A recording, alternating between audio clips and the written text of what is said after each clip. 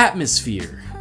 Immediately that word might make you think of scenery or a world that you're placed in, and in movies or books that will probably be the case, but in the interactive medium of video games, a lot more can be at play here.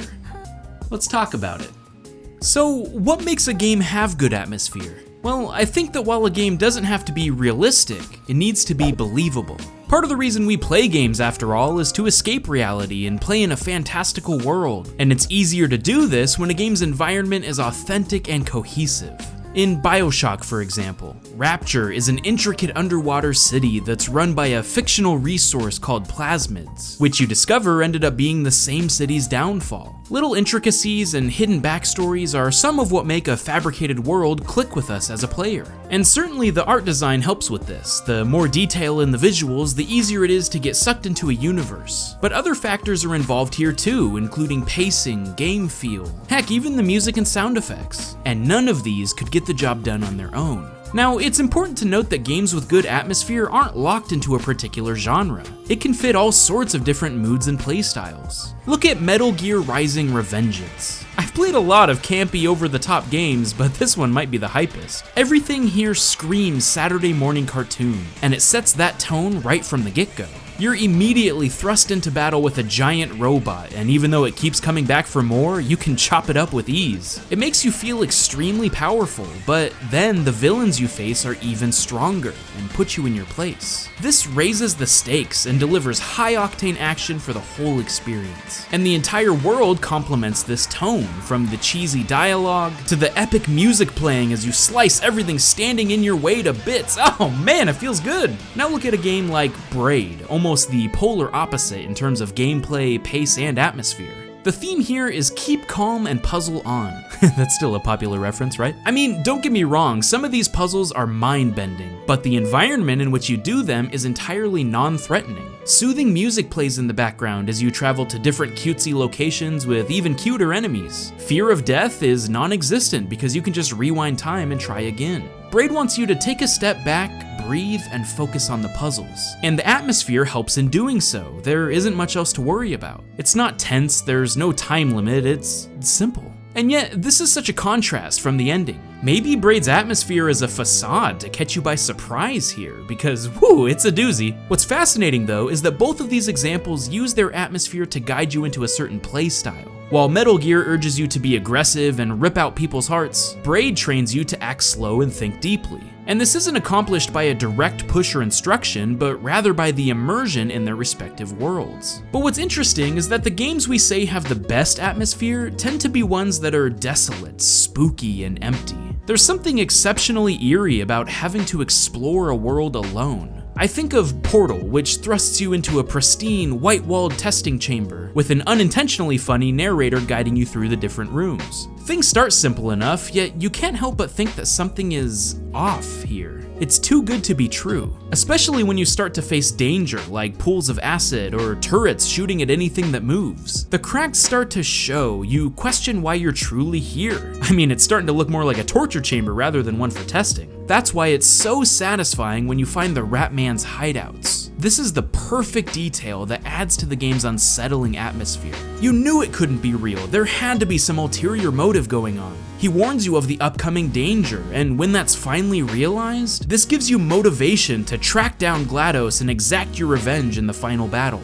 Portal does an incredible job of teaching you your goals simply through its aesthetic, and ironically, it seems more believable because of the imperfections rather than its perfections. But perhaps the granddaddy of them all, the game that's cited for its atmosphere more than any other, is Super Metroid. An intergalactic bounty hunter investigating a disturbingly bleak alien planet makes for some pretty spooky moments. And like Metal Gear Rising, Super Metroid's tone and themes are established within the first minutes of the game. Isolation, exploration, and growth. Let's talk about title screens for a second. On the Super Nintendo, what do most of these look like? Happy, simple little vignettes showing you basic mechanics or giving you a taste of what the gameplay will look like? Now look at Super Metroid's title screen.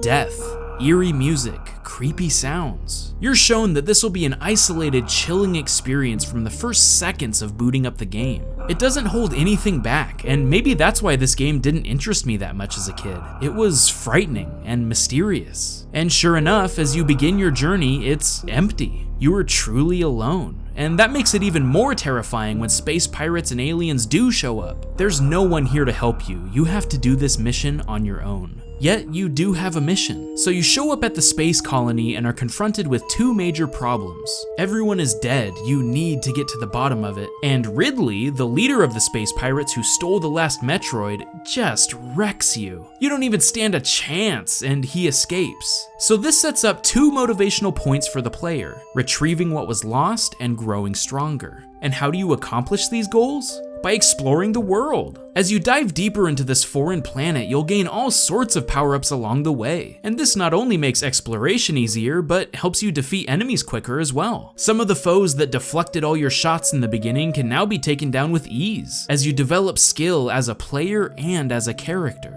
And perhaps what stuck out to me most while playing was how real Zebes felt as an actual place. Super Metroid's sound design is out of this world. The music is more ambient, focusing on fitting with each area rather than being memorable, and all the little sound effects give so much character to the world. Does anyone else think it's weird that these guys are supposed to be space pirates, but they're like dragon people? I've never seen something like that before, and it's definitely not what I picture when I think of pirates. But that's cool, and it makes me want to learn more about them. Power-ups could have just been sitting on regular pedestals, but instead they seem to be treasures of a forgotten race. But some of them are still alive. Oh man! And sure, there are some items that you gain by defeating bosses, but many of them are just in hidden alcoves, or simply rewards for searching every nook and cranny of the environment. Necessary power-ups for beating the game are just waiting to be found by a searching mind. If you accidentally fall down a large pit, you won't be able to get back up until you find the right item. But that's exactly what your goal is anyway, to become more powerful as you explore. And then, when you finally do confront Ridley again, it's so satisfying to take him down. All of your hard work paid off, and you feel a stronger connection with Samus and her motives. Everything in Super Metroid is trying to convey its major themes, and they do so by letting the gameplay shine and providing a mysterious setting to explore. From the variety of enemies you'll face, to the godlike level design, to simply the soundtrack. All of it combines into a phenomenal atmosphere. When you look at a game through the lens of its atmosphere, it sort of changes how you perceive it. You can start to understand how the developers intended you to experience their game. And if the atmosphere fits well with the gameplay, whether it's campy, calming, isolating, or epic, it makes for a grand adventure that you won't soon forget. Can you think of some games that have great atmosphere? Ones that draw you in with its tone and themes and then reinforce them throughout the experience? And maybe think of other genres that can still have great atmosphere as well. Tell me in the comments below and let's talk about it. Thanks for watching another episode of Good Game Design. Stay frosty, my friends. Hey, I'm Snowman, I hope you enjoyed, and if you did, you can always subscribe for more analytical content here. This episode of Good Game Design was selected by my Patreon supporters, and if you ever want to join that list and give your own input for the channel, you can do that right here.